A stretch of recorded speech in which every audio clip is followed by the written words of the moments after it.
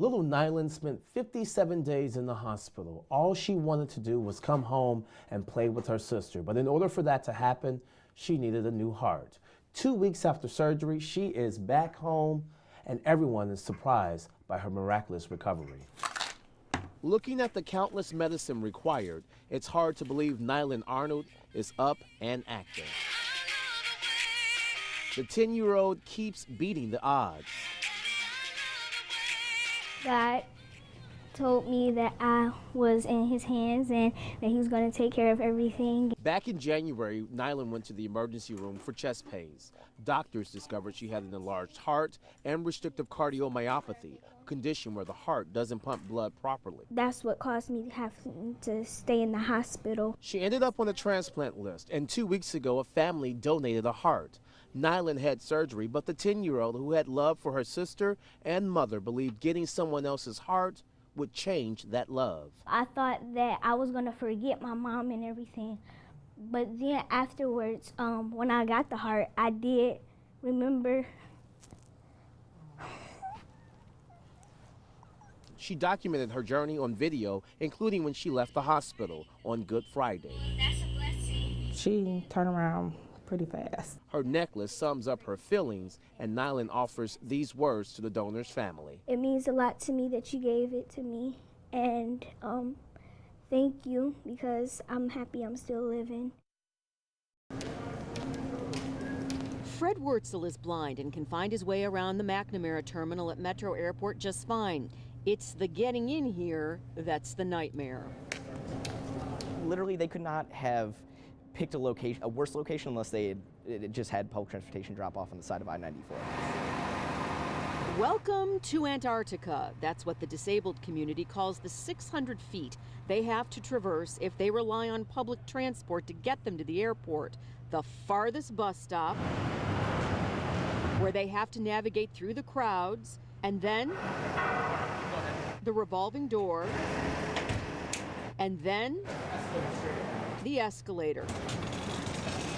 The airport says this is Americans with Disabilities Act compliant, but acknowledges it's not very convenient. They were very polite, very nice, but they just absolutely stonewalled and said, no, they're not moving. That was back in 2014 when the National Federation of the Blind originally complained about the bus stop. As of tonight, the airport is now being sued over it. This is really a fight about 600 feet. This is saying that folks with disabilities deserve the same level of access as everybody else.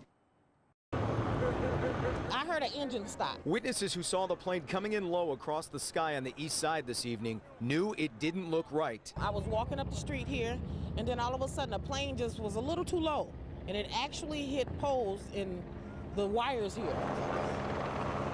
They say the plane was silent, but there was a boom when the transformers blew. The pilot, 18-year-old, was a banner plane that was flying over the fireworks area.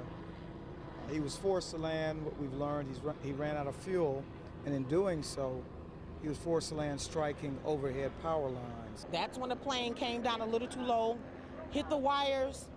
That was it. The wires started coming down, flying everywhere. And one of those lines hit a woman on the ground. I look over there, that's when a lady got hit with the wire, so she was on the ground.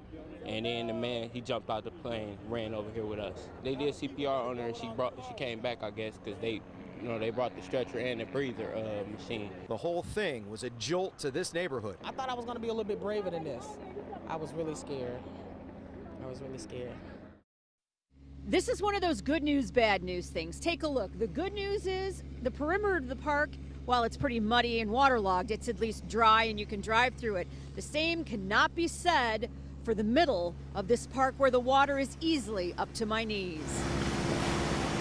It's been an adventure trying to drive through the Port of Call mobile home park. Some successful, some not so much. You know it's bad when the pizza guy's truck stalls out and has to be towed through the mess. Meet rescuers Trevor and Cody, who helped several people out. I was hoping for some free pizza, but I didn't get it. The lady behind us just lost her front fender, because she backed out.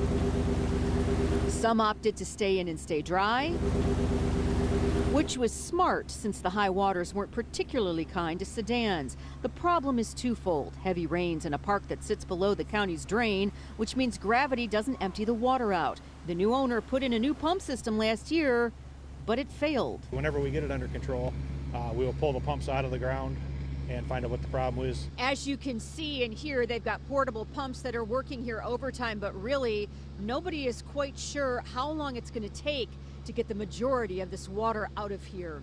We are in Port Huron. Mara McDonald, Local 4.